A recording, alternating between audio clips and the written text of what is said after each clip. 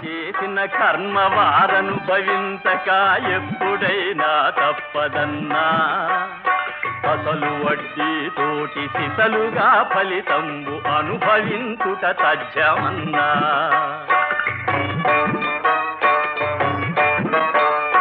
కోడలు పోగానే చుక్కమ్మ చేతికి చీపురు కట్టొచ్చెరన్నా